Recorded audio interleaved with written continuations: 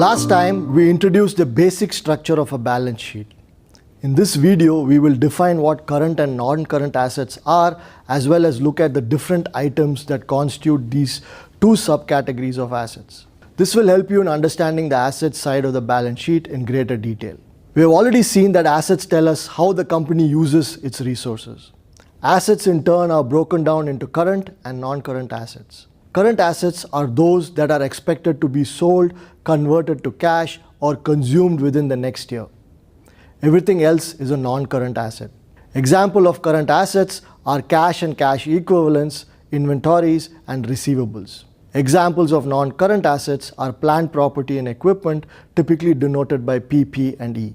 Over the next few videos, we will use Amazon.com Incorporated's financial statements from December 2015 and where necessary also from December 2014 to better illustrate and understand the various items that form each financial statement. The financial statements are from Amazon.com's annual report for the year ending 2015. Let's take a detailed look at the various items that constitute current assets. The first item under current assets is cash and cash equivalents. It includes currency, coins, checks received but not yet deposited, checking accounts, petty cash, savings accounts, money market accounts, and short-term, highly liquid investments with a maturity of 3 months or less at the time of purchase. At the end of December 2015, Amazon had cash and cash equivalents worth $15.89 billion on hand. The next item under current assets is marketable securities. These include investments in various types of financial securities like stocks, bonds, etc. They are not as liquid as cash and cash equivalents, but may be converted to cash easily. Amazon had marketable securities worth $3.92 billion at the end of 2015. Cash and cash equivalents and marketable securities make up the investments part of current assets. The other two items that constitute current assets are related to the company's operations. These are inventories and accounts receivables. Inventories include all raw materials that the company has bought, all work-in-progress products, as well as all finished goods. Not all these sub-items may be relevant to all companies. For example, companies in the services industry are unlikely to have a large inventory of finished goods or even work in progress. Almost all of its inventory may be the cost of supplies that the company has bought, which will be used in the delivery of its services. For Amazon, inventories stood at $10.24 billion at the end of 2015. Books, consumer electronics, and other consumer goods that it sells through its website is likely to make up a large fraction of this $10.24 billion. The final item on the current assets part of the balance sheet is accounts receivable. This includes all the money a company's clients owe it. When companies sell their products and services, they will not always insist on cash payment as soon as the product or service is delivered. The client or customer may be given a few days to a few months to pay. In other words, the client is extended credit for a fixed period of time. While the company waits for the customer to pay, the value of the sale is recorded as an account receivable.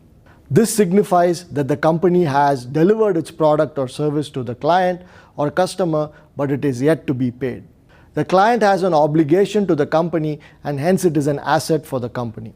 Amazon had accounts receivables of $6.42 billion at the end of 2015. In its annual report, Amazon notes that most of this amount is due from its customers, vendors, and sellers. Adding all four components gives the company's current assets. This represents cash as well as assets that will be converted to cash within 1 year. Amazon's current assets add up to $36.47 billion at the end of 2015. Turning our attention to non-current assets, the largest and most important contribution to non-current assets is plant property and equipment, PP&E. This includes all land, buildings, machinery, office equipment, vehicles, furniture, and fixtures that a company uses to run its business. Amazon had $2.84 billion in PP&E at the end of 2015. Amazon's annual report for 2015 notes that this includes buildings and land that they own, along with property that they have acquired under build-to-suit, financing, and capital lease arrangements. Their equipment includes assets such as furniture and fixtures, heavy equipment, servers and networking equipment, and internal use software and website development. The other major part of non-current assets is intangible assets, which includes non-physical assets such as patents, trademarks, copyrights, goodwill, and brand recognition. These intangible assets add to a company's future worth and at times may be more valuable than tangible assets. Amazon had goodwill worth $3.76 billion under non-current assets at the end of 2015. Additionally, it had some miscellaneous other assets worth $3.37 billion. PP&E, goodwill, and other assets totaled up to $28.97 billion in non-current assets at the end of 2015. Given current assets worth $36.47 billion and non-current assets worth $28.97 billion, Amazon had total assets worth $65.44 billion at the end of 2015. Remember, assets represent how a company uses its resources. But where do the $36.47 billion in resources come from? This is what the liabilities and shareholders' equity part of the balance sheet tells us. We will look at a detailed breakdown of a company's liabilities next time.